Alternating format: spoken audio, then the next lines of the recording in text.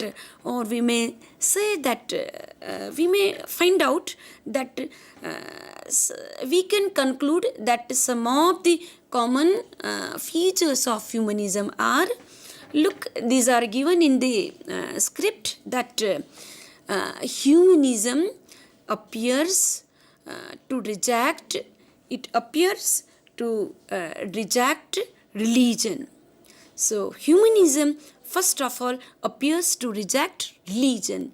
So in short, we may say that humanism has nothing to do with religion, divinity, supernatural elements, or religious ceremony, religious practices, or the old traditional beliefs that were fixed by the religious leaders from different religion and different cult or different various paths. Once again, the another features that we can find in humanism is it states that the basic nature of human being is good. So very important thing that you can notice here, that is, it is a positive way of thinking that we can find here, that we must be positive towards the nature of a human being, and it clearly states that the basic nature of human is good. It means that a human being is always good by birth. So he has the essential quality of goodness in his soul, or in his body, or in his heart. So by birth, human being is good. So he has the capacity, he has the power to spread the message of goodness, the goodness in the society, in universe, and in this whole world, because by birth human being has a quality of goodness. So by this quality of goodness, he will make this world good, better, or what we may say best.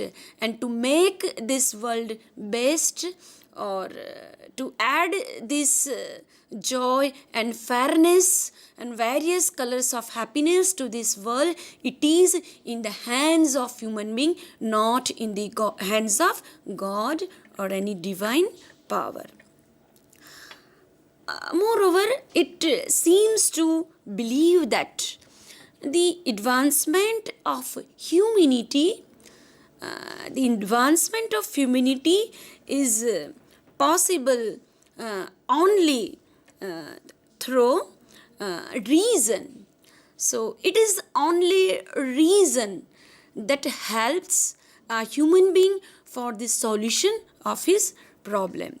So man should not depend upon God or supernatural being or supernatural power for the solution of his problems, for his circumstances, but he must rely on his capacity, his dignity, his power. After all, he is at the center of universe and he has all the capacity. He himself is the power to solve all the problems. Moreover, here you can find that reason plays an important role for the solution of problems. So for the solution of problem, you just follow reason. Intellectuality, reason always deals with knowledge. Knowledge always deals with intellectuality. So as we have discussed that, we have seen that humanism is a Renaissance doctrine. So reason, scientific way, break from tradition, search for something new, science, love for nature, love for adventure, intellectuality, learning something new, rationalism. These are the essential qualities of Renaissance, and after all, humanism is a product of Renaissance period. So we may also find the spirit of reason in this humanism, that reason is the only thing that can help a human being for the solution of his problem. Moreover, solving human problems with the help of reason is more important than religious beliefs. So here reason play an important role for the solution of all the problems of human being rather than those traditional beliefs. Moreover, we may say that it's an outlook or a life stance or a way of living life or a system of thought and a philosophy that center on human being. It puts human interest, values, dignity, capacity and worth of man paramount. So here in this theory, we can see that man is a measure of all the things. Man is the center of the universe, and instead of God, man is given first preference. Instead of devotion to God, devotion to man is given first priority or first preference. Moreover, it's a man-oriented theory instead of God. It believes that man has the power, man has the capacity to solve all the problems of the world. So don't put faith on the traditional beliefs. Don't rely on any divinity or God or goddesses or any supernatural matters. But we must rely on man, or what we may say, that we must rely on human being. He is the power. He has the power. He is the power that can bring happiness. He has the power that makes the world beautiful, fair. He can fill this world with morality, divinity, peace, and happiness. So, once again, after the deep understanding of the concept that are given in various dictionary and thesaurus and encyclopedia, we come to know that humanism focuses and concern with liberal human values. Here the word liberal human values or liberal arts is very important word. So the liberal human values means love, harmony, human rights, democracy, socialism, social development, secularism, dignity, growth of an individual, spiritual liberation, knowledge, social justice, purity of all the means, affection, kindness, empathy, sympathy, creativity, cooperation with parents, cooperation with the students, cooperation with all the people of the world, joy for life, love for nature, love for education, and love for the whole universe. So these are the human values, or what we may say that these are the universal values. So humanism believes in all the universal values, and with the development of all these universal values, we can make the society, we can develop our society, we can develop the whole universe. So it seems to concern with the needs, interest, growth, welfare of all human beings, irrespective of their caste, creed, nation, religion, color, or other social barriers. So, dear students, the important word here you can notice, and this important thing that we have seen here is welfare of a human being irrespective of their caste, creed, nation, religion, and other social barriers. So, very important thing that we can find here is equality for all human being. So, humanism is talking about the equality of all the people. It believes in the equality of man. A humanist always becomes ready to help the people without asking them their caste, their creed, their nation, their religion, or any social barriers. So it's a very nice thing, and I think it is a solution. It's a solution that we have for this modern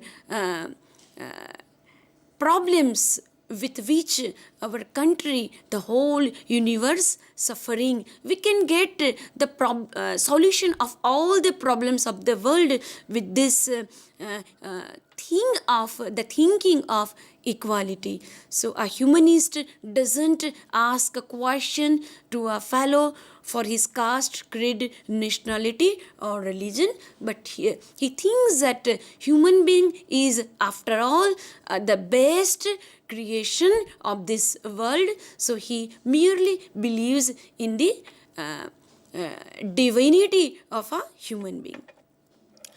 Moreover, we know that it's a Renaissance doctrine, so it also deals with cultural and intellectual development of the nation.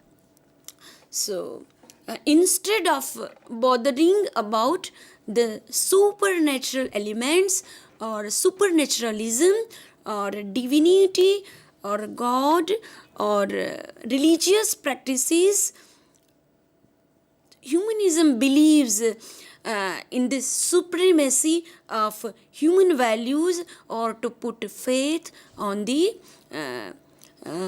human being. Now, let us move towards the characteristics of a humanist. Now, we will look the various characteristics of a humanist. So, the very important thing that you can notice here is empathy. So we may say that empathy, sympathy, love, rationalism, zeal for social reform, or reformative attitude, then love for equality, love for nature, love for literature, love for adventure, reason, science. These are the essential features of a humanist. So now we are moving towards the first thing that we can find in a true humanist, and that is empathy. So as we know that it's a philosophy or way of life based on empathy, reason, and experience. So for a humanist, empathy is the starting point for a compassion, or it's a starting point for a social action. So there are two well-known approaches to understand other people, or to understand any philosophy, or to understand the ideas. So these two approaches are: one is to have sympathy for others, and the other is to have empathy with others. So these are the two important ways that are two important approaches that a humanist follows. In sympathy, we have pity. We feel pity for others, and so humanitarians sympathize with others.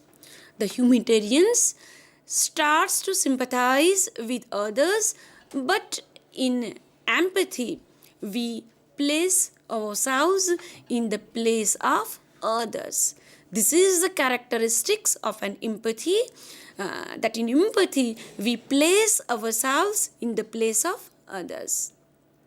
It is an ability to understand the situation, the problems, the circumstances, the feelings, the experiences, the situations of the other people. And I think that this is the best and only way through which this is the proper way to understand, or for the understanding of the situation, circumstances of the sufferer or the other people. Humanist identifies himself or herself with others and experiences their sufferings, and he would empathize with others and help them to that extent possible, and that is the spirit of humanism, applicable to one and all. So, after understanding this theory of empathy, we can understand that humanism is not merely a philosophy or a way of thinking, but it's an action. It takes ideas, it puts the ideas in the form of action. So it's not merely a theory, but it gives importance to put these ideas into action. So moreover, empathy is the product of human nature. So as we know that humans are highly developed social animal, and that's why he has the reason, and reason is the product of human intelligence. So there is a quotation from Bernard Russell: the good life is inspired by love.